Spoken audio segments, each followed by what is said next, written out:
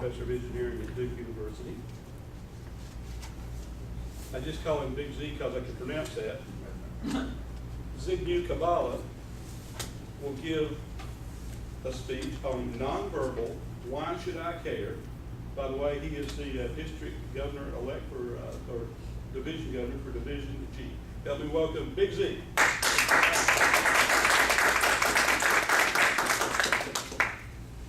My sons, at the end of high school, decided to go for their first job to Georgia.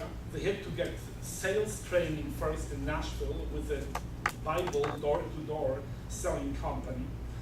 And my older son, who was admitted to Harvard, the brilliant guy, he said, "Dad, this is just stupid. They make us pump, jump around. Yeah, let's sell 100 books. Who would go through such a ritual?" So my son gave up after 1 week. He brought home $0. My younger son went through the rituals, stayed there for a while, brought $5,000. This got me thinking, is there something to this ritual?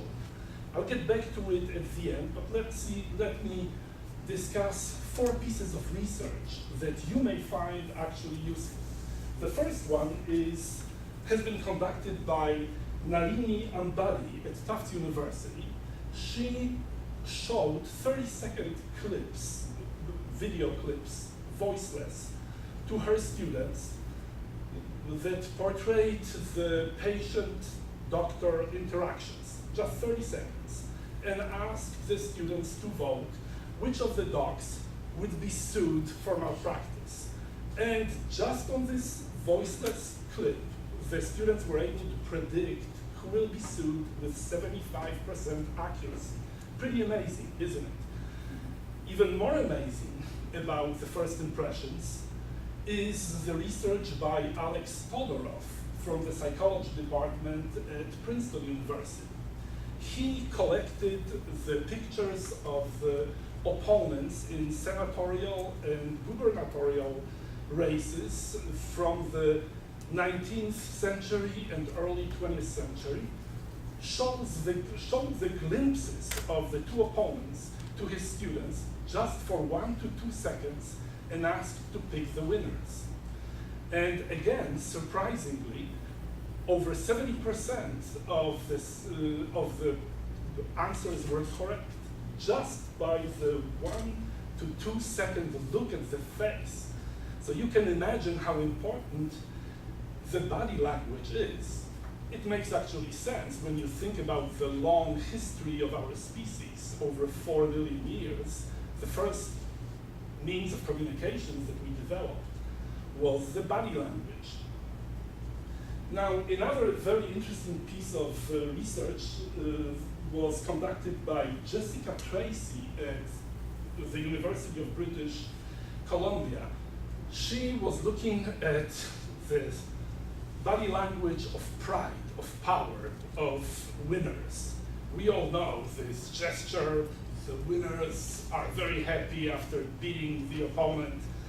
What turns out to be surprising in her research was that even blind athletes who are blind congenitally from birth, they use the same body language. They never saw anybody else do it, but this is apparently written in our DNA. So it makes actually sense that over 50% of the message that we sell in our speeches is due to the body language. But the most interesting piece of research that stunned me was conducted in the business school at Harvard by Professor Amy Cuddy in the psychology department. She asked the question, she realized that our body language influences the people around us. But she asked the question, does our body language influence us? And she conducted a number of interesting experiments. She got her students, well over 100, divided them randomly into 2 groups, and asked one group to practice power poses. The power pose, of course, you spread your body like the gorilla, or like real men who sit with their legs spread or the leg up on their knee. And the other group was supposed to practice the submission poses, kind of make yourself as small as possible. And on top of it, she measured their level of testosterone and cortisol, two hormones that control our aggressiveness and our aggressive behavior and our stress level. She took the samples of saliva before the students would do these poses for just 2 minutes, and then after the 2 minutes.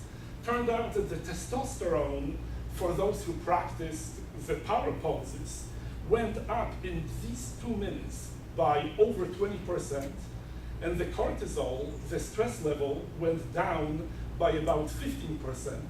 And the picture was reversed among those who practiced the submission poses.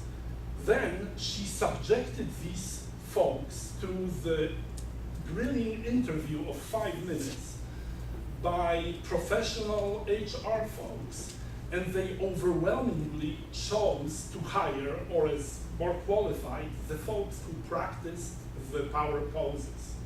So the nugget to take home is, when you go to give your sales pitch, when you prepare to give your talk, go into the bathroom, practice the power poses, build up your testosterone, and project assuredness and power. Mr. Toastmaster.